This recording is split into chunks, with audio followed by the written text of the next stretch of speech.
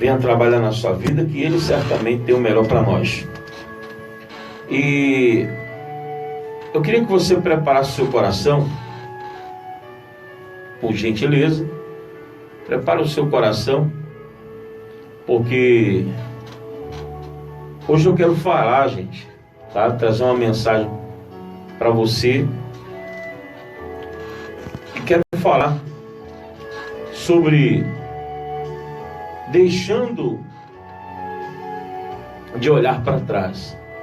Esse é o título da nossa mensagem.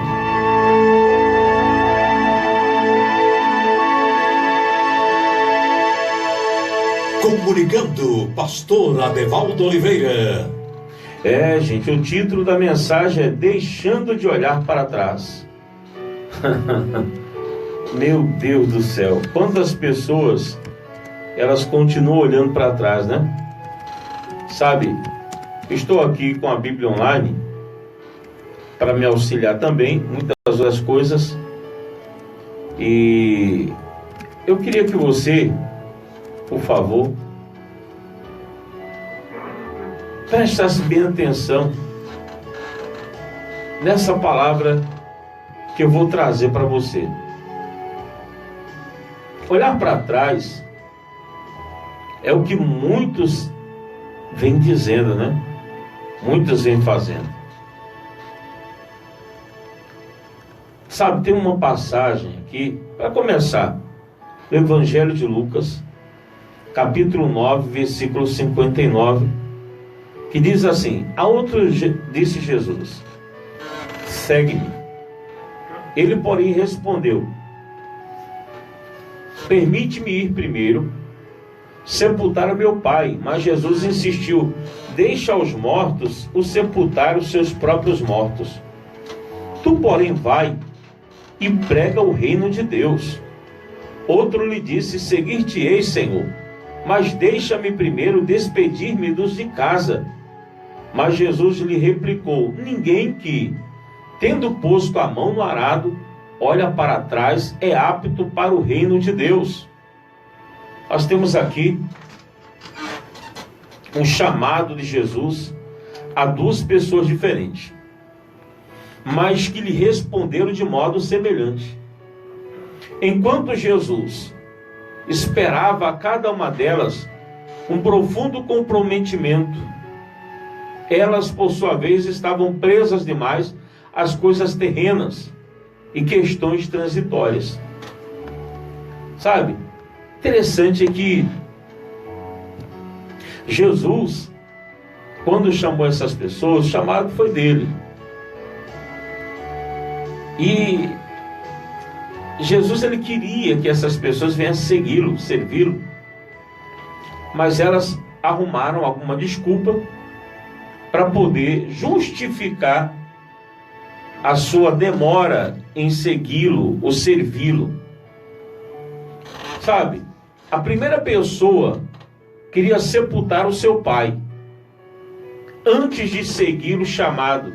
Particularmente, eu não creio que o pai já houvesse morrido. Sabe, é uma questão do meu ponto de vista. Eu não acredito que ele tinha morrido, o velório estava em andamento. Não acredito nisso. Eu penso ser um costume onde o filho normalmente, tá? O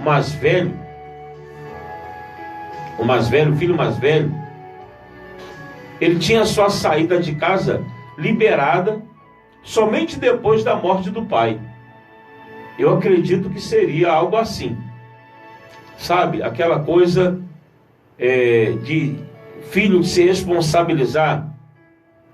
Porém, independente de qualquer interpretação ou especulação sobre esse assunto, sobre essa questão, temos alguém dando uma desculpa a um chamado esse que Jesus, o próprio Jesus, está dando, demonstrando estar presa a algo e assim impedida de atender prontamente ao Senhor. Deixa eu falar uma coisa para você. Na minha época, que eu estava iniciando no Evangelho, jovem, muita disposição. O pastor disse assim: ei, meu filho, você não quer fazer a obra de Deus, não? Quer ser um obreiro da casa de Deus? E muitos amigos meus já eram obreiros ali, já faziam a obra, sabe? Aquela obra com responsabilidade. E quando ele perguntou para mim, eu disse: não, agora não. Eu não queria fazer obra, eu não queria me envolver, não.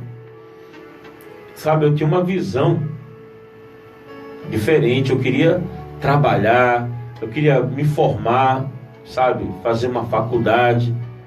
Esse era o meu sonho. Prosperar para ajudar a obra, mas me envolver com a obra, não queria. E Jesus sempre chamava, usava um pastor, usava outro, e eu procurava sempre me ausentar. Agora, interessante é o seguinte: quando eu acatei o chamado, aí vem um pastor, olha que ironia, e um pastor chega para mim e disse assim: olha, você não tem chamado, não. Olha que coisa, todos chamavam e eu não queria. Quando eu resolvi querer, aí chega um pastor e disse que eu não estou pronto, que não adianta, eu fosse fazer outra coisa. E eu fiquei decepcionado com aquilo, sabe? Voltei para casa meio triste. E quando eu chego em casa, eu ouço uma voz da parte de Deus dizendo assim: olha, quem te chamou foi eu. Não foi o homem que te chamou. Sabe, gente? Às vezes nós ficamos preocupados com o chamado do homem, quando na verdade, meu irmão, quem nos chamou foi ele, o próprio Espírito Santo. E como saber o chamado, se vem de Deus ou não? Muito simples. Aquele que é nascido de Deus, aquele que foi chamado por Deus, ele vai ter essa sensibilidade, ele vai ouvir. Todos que ouvem as palavras de Deus, querido, eles não vão ter dúvida, nem medo, nem incerteza. A segunda pessoa se oferece para seguir. Ela mesma tomou iniciativa, mas queria ao menos despedir-se dos seus. Tinha uma prontidão maior que a primeira e uma desculpa menor, o que se resolveria mais depressa, não é verdade? Mas Jesus deixa claro que depois de terem se envolvido com ele, essas pessoas não têm mais a opção de olhar para trás. Se o fizerem, não seriam aptas para o reino de Deus. A palavra traduzida como apta no original grego é eutetos. Segundo o léxico de Strong, seu significado abrange o conceito de apropriado, de útil. De acordo com essa afirmação do Senhor Jesus, não podemos hesitar em atender o seu chamado. Ou seja, quem não ouvir o chamado e se dispor, não é útil, não é apropriado para fazer a obra. Olha que coisa. Gente, nós não podemos ficar olhando para trás, dar desculpas para o chamado. Deixa eu falar uma coisa para você. Quando eu comecei a sentir a motivação de começar a servir a Deus na obra, eu recusei. Não queria, gente, porque dá trabalho mesmo. Olha, o pastor que realmente tem compromisso, ele quebra a cabeça. Lidar com pessoas não é fácil. Dar conselho não é fácil. Ouvir não é fácil. E comecei a me dedicar.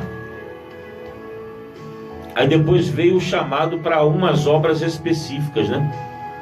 Apacentar pessoas carentes, sabe? Evangelizar, entregar bíblias, visitar. Gente, olha, eu não queria isso. Falei, não, eu só quero cuidar da igreja, eu só quero cuidar da obra, eu só quero fazer no altar e pronto. Meu amigo, só que o chamado vai aumentando, vai aumentando, vai aumentando, e chega uma hora que você fala, meu Deus, não dá para resistir. E comecei a me lançar, com dificuldade, gente, não é fácil, sem recursos, sem material. E Deus vai, eu quero você aí, eu quero você aí. Gente, eu fui fazendo, fui me lançando, até que conseguir iniciar a obra, tem hora da vontade de entregar, não mais evangelizar. Meu irmão, tem que ter coragem, ser praça pública, se expor, sabe? Esperar, será que vai vir as pessoas? Será que a gente vai ter êxito? Mas, amém, vamos seguindo a direção de Deus. Eu me recordo, gente, que algum tempo atrás, eu comecei, me envolver, alguns anos atrás, com mais afinco, né, para essa obra. E quanto mais a gente se envolve, mais difícil se torna. Não é fácil. A vontade é querer parar. Por quê? Às vezes você fica preso, você não tem tempo para você, você não tem tempo para a família, e as pessoas chamam você de bobo, de louco, sabe? Você tem que fazer, rapaz, para com isso, fulano, se eu fosse você, se fosse, né?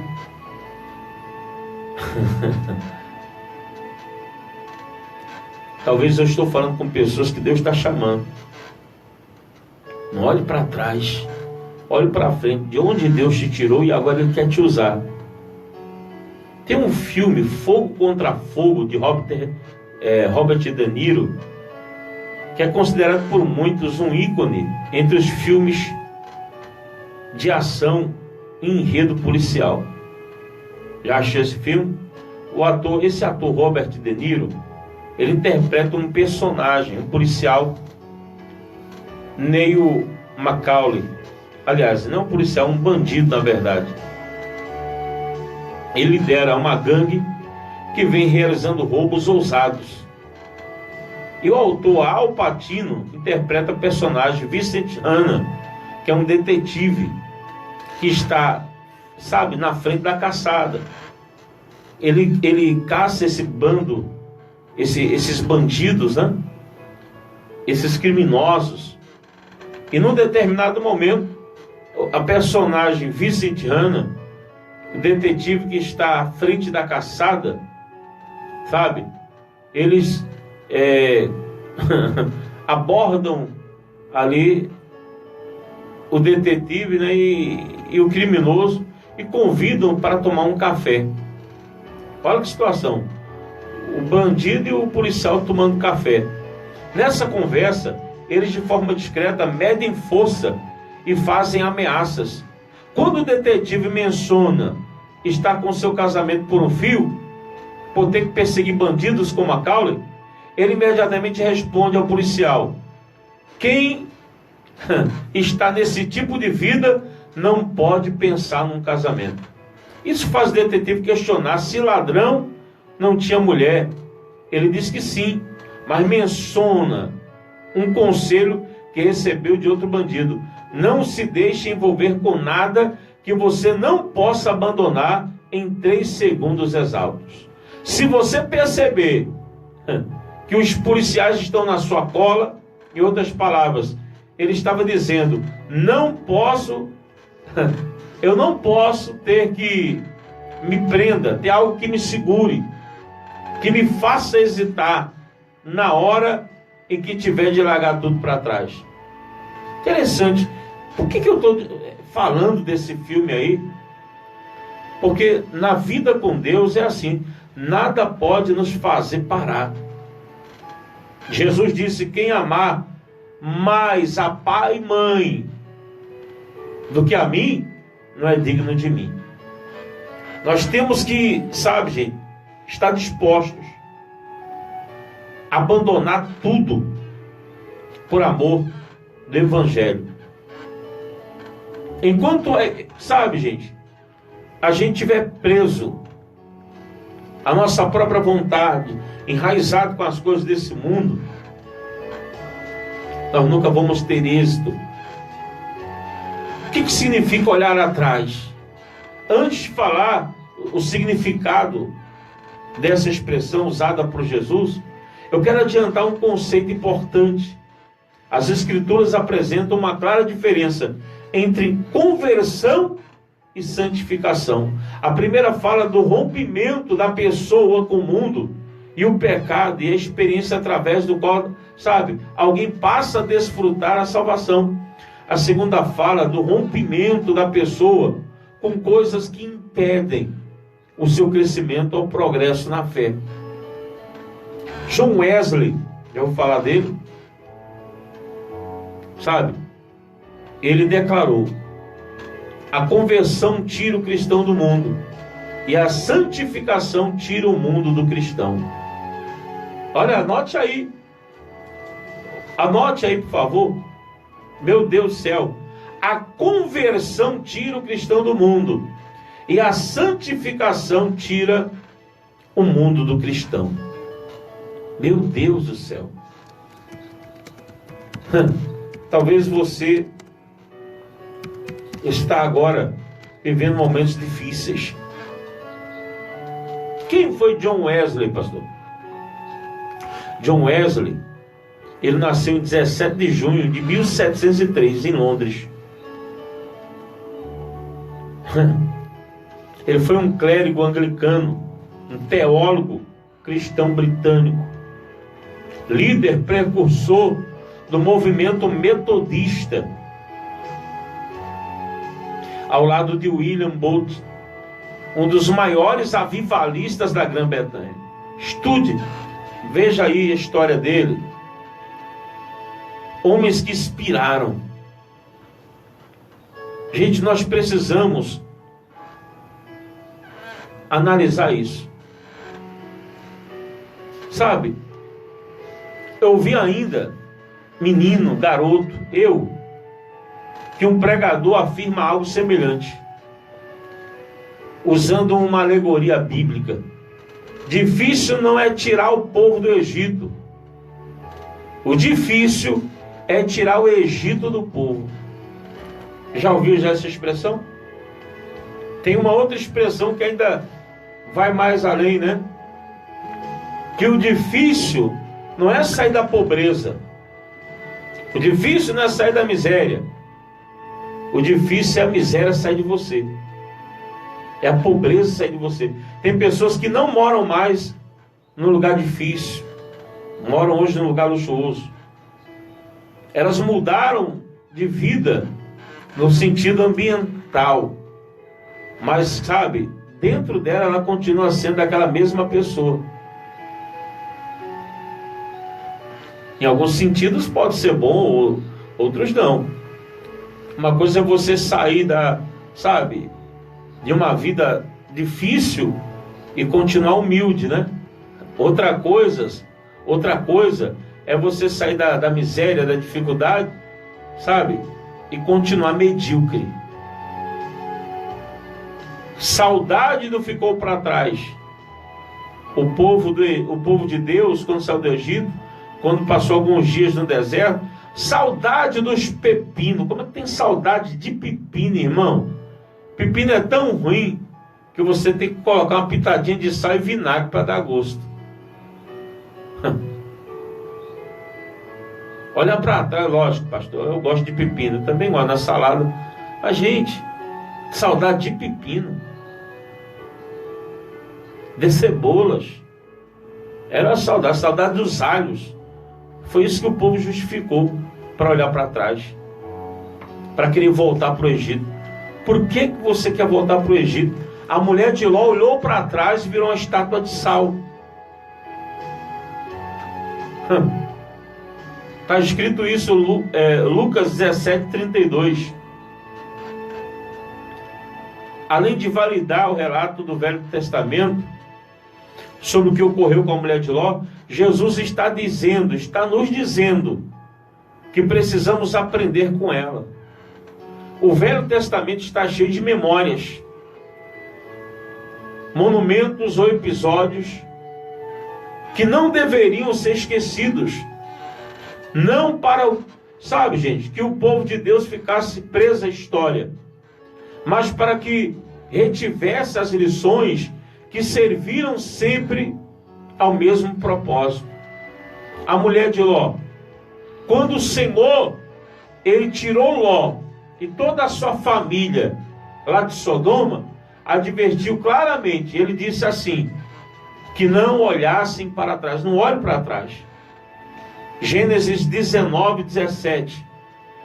Havendo-os levado fora, disse um deles: livra-te, salva a tua vida, não olhes para trás, nem pares em toda a campina, foge para o monte, para que não pereças.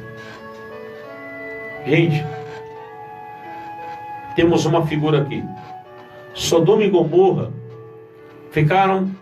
figuram, sabe, este mundo perdido, devasso, que há de ser julgado por Deus, mas o livramento de Ló, e de toda a sua família, figuram nossa salvação, nosso livramento, o juízo de Deus, a condenação deste mundo. Mas para não ser julgado com o mundo, não basta apenas sair geograficamente dele, fisicamente dele, é preciso que nossos corações também saiam de lá. Que adianta você sair do lugar se teu coração continua lá? Aonde tiver o teu coração, estará também o teu tesouro. Ao ordenar que não olhassem atrás, Deus está dizendo que seria o fim de tudo aquilo. O coração deles deveria estar totalmente desprendido para a mulher de Ló pudesse ali alcançar vitória, para que Ló pudesse alcançar vitória, os filhos pudessem alcançar vitória, mas ela desobedeceu. A mulher de Ló olhou para trás, Gênesis 19:26. Ela olhou para trás e converteu-se numa estátua de sal. A concordância Strong mostra que a palavra hebraica traduzida para olhar para trás é nabat. Também significa contemplar, mostrar, consideração a, prestação. Não fala de alguém que olhou por curiosidade para ver o tamanho do estrago produzido pelo juízo divino. Fala de alguém que tinha seu coração preso ao que deixou, mostrando com isso consideração pelas coisas que havia abandonado. Então a mulher de Ló é uma figura de comportamento de muitos crentes de hoje, dos nossos dias, e por isso deve ser lembrada. Dificuldade do desprendimento. Tem gente que tem dificuldade de se desprender de alguém, de um lugar, das pessoas. Olhar atrás fala da dificuldade do desprendimento. Matthew Henry declarou: a primeira lição na escola de Cristo é a abnegação. Há muita gente que não consegue desprender, gente, das coisas das quais Deus os libertou. Aquilo tudo um dia te prendeu. Potencialmente ainda é um perigo. Por isso Paulo advertiu aos Gálatas dizendo, Gálatas 5:1, pois para a liberdade foi que Cristo nos libertou. Permanecer, pois, firmes e não vos submetais de novo ao jugo da escravidão. Saia da escravidão, saia. É sentença de morte. O apóstolo nos revela que o mesmo jogo de escravidão que nos oprimiu um dia tentará pesar sobre nós, os nossos ombros. Ele vai querer tentar se manifestar de novo. Olhar atrás, jamais. Render-se, jamais. Querido, a mulher de Ló olhou para trás, se converteu numa estátua de sal. Imagine, hoje assim, muitas pessoas estão estátua, paralisadas. Estão. Por quê, pastor? Porque enquanto você vive preso ao passado, você não tem presente nem futuro. 2 Timóteo 4:10. Existem dois tipos distintos de desviado. Aquele tipo de desviado que vira as costas para Jesus e a igreja e volta para o mundo. Tem um texto lá de 2 Timóteo 4, verso 10. Isso mesmo. Olha o que o texto diz, preste bem atenção. Demas me abandonou, tendo amado o mundo presente, e foi para Tessalônica.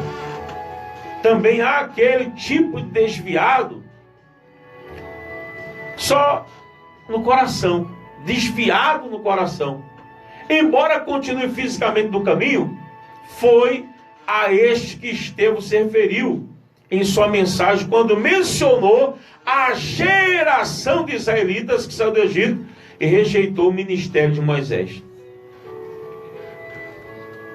Este, Moisés, quem esteve na congregação do deserto, como anjo que lhe havia falado no Monte Sinai e com os nossos pais, e qual recebeu a palavra viva para nos transmitir a quem nossos pais quiseram obedecer. Antes os repeliram e no seu coração voltaram para o Egito. Tem gente que está voltando para o Egito aonde? Não é fisicamente, é no coração. Para o mundo, no coração. Ela está de corpo presente, mas o coração está longe. Atos 7, 38 e 34. A frase no seu coração, voltar ao Egito, revela a atitude de olhar para trás e desejar aquilo que foi antes, debaixo. E eles ali então ficaram presos ao Egito.